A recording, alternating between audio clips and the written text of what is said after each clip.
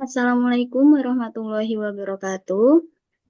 Perkenalkan, kami dari kelompok 7, program studi S1 Akuntansi Universitas Tidar, yang beranggotakan saya Talita Sahda Ariko dengan ketiga rekan saya, Wahyu Arina Makrifati, Akfi Mulyana Hari, dan Hanifa Hoirunisa. Langsung saja kita ke materinya.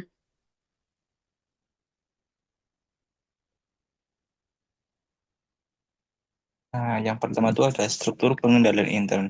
Apa sih struktur pengendalian intern itu?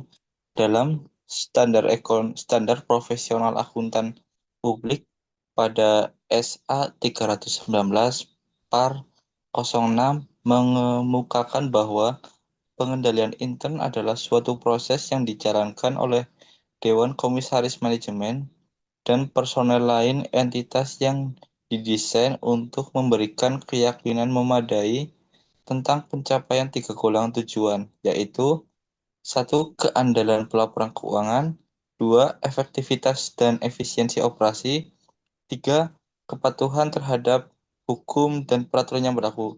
Jadi, struktur pengendalian inter merupakan rangkaian proses yang dijalankan entitas, yang mana proses tersebut mencakup berbagai kebijakan dan prosedur yang sistematis, bervariasi, dan memiliki tujuan utama. Satu, menjaga keandalan pelaporan keuangan entitas. Dua, menjaga efektivitas dan efisiensi operasi yang dijalankan.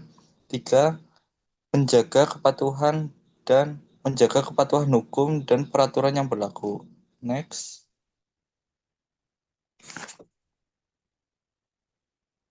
Nah, selanjutnya, kebijakan yang relevan dan tidak relevan dengan audit atas laporan keuangan. Untuk yang relevan, relevansi kebijakan dan prosedur terhadap audit atas laporan keuangan, misalnya adalah kemampuan satuan usaha untuk mencatat, memproses, mengikhtisarkan, dan melaporkan data keuangan sesuai dengan asersi yang termuat dalam laporan keuangan. Dan untuk yang tidak relevan, yang tidak relevan terhadap audit atas laporan keuangan seperti kebijakan dan prosedur mengenai efektivitas proses pengambilan keputusan manajemen tertentu, misal misal penentuan harga produk yang layak, penentuan besarnya aktivitas periklanan, dan lain-lain.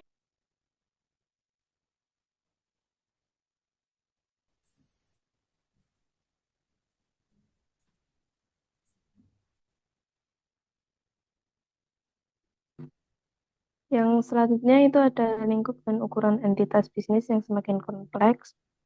Kemudian yang kedua, pemeriksaan dan penelaahan bawaan dalam sistem yang baik. Yang ketiga, pengendalian intern yang baik. Selanjutnya,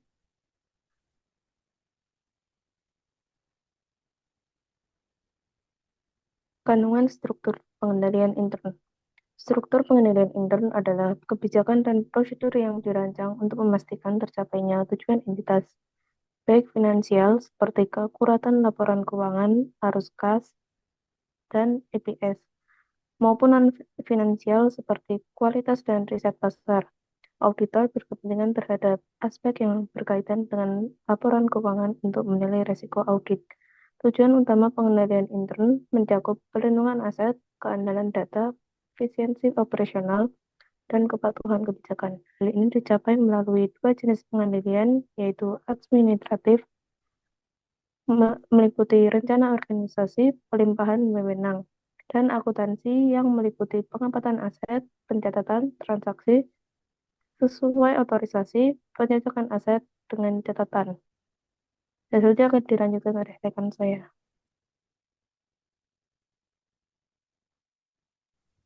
Yang selanjutnya yaitu ada konsep dasar.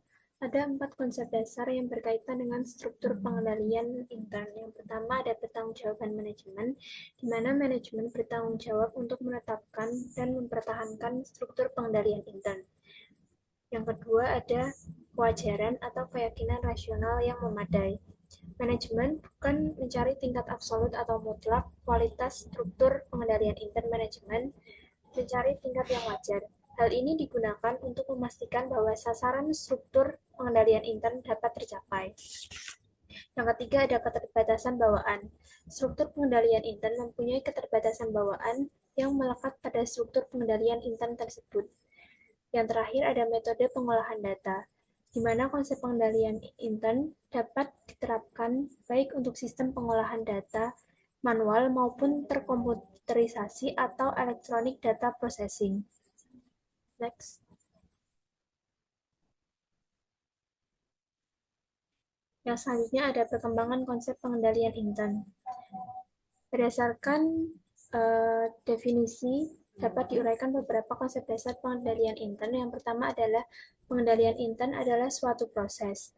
Pengendalian intern berupa serangkaian tindakan yang mempengaruhi dan menyatu dengan infrastruktur suatu organisasi.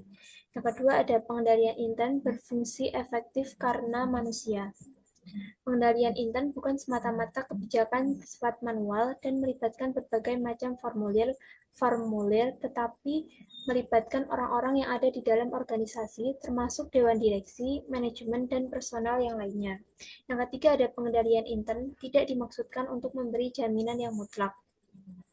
Maksudnya adalah pengendalian intern bukan hanya memberikan jaminan yang mutlak, tetapi memberikan jaminan yang memadai karena kelemahan inheren yang ada di dalam setiap sistem pengendalian intern. Dan yang terakhir ada pengendalian intern diharapkan mencapai tujuan yang meliputi pelaporan keuangan, kepatuhan, dan operasional. Next.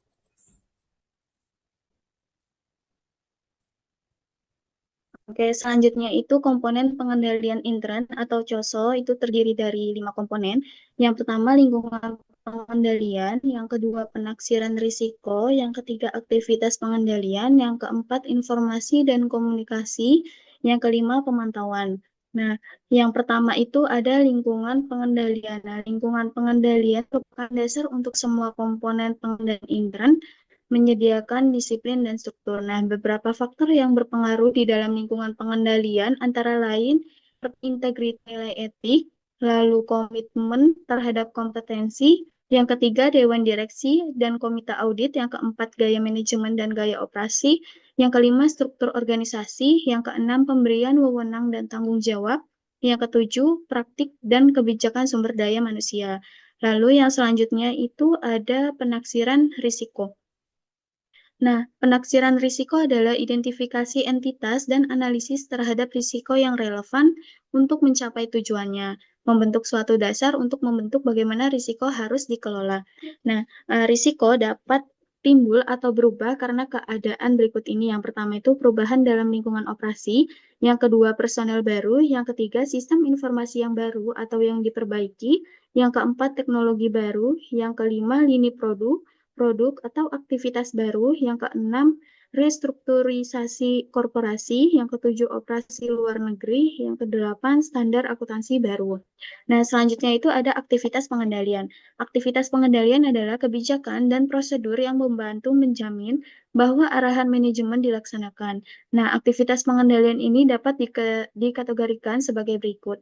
Yang pertama itu ada pengendalian autorisasi, lalu yang kedua ada pengendalian pemrosesan informasi. Yang ketiga itu ada pengendalian atas proses pelaporan keuangan. Yang keempat itu ada pengendalian aplikasi. Yang kelima ada pemisahan tugas. Yang keenam pengendalian fisik. Yang ketujuh telaah kinerja. Selanjutnya itu ada informasi dan komunikasi. Nah, informasi dan komunikasi adalah pengidentifikasian, penangkapan, dan pertukaran informasi dalam bentuk dan waktu yang memungkinkan orang melaksanakan tanggung jawab mereka. Nah, yang selanjutnya itu ada pemantauan. Pemantauan adalah proses yang menentukan kualitas kinerja pengendalian intern sepanjang waktu. Pemantauan mencakup penentuan desain dan operasi pengendalian tepat waktu dan pengambilan tindakan koreksi. Sekian presentasi dari kelompok kami, kurang lebihnya kami memohon maaf. Apabila ada teman-teman yang ingin bertanya, bisa bertanya di kolom komentar. Terima kasih. Wassalamualaikum warahmatullahi wabarakatuh.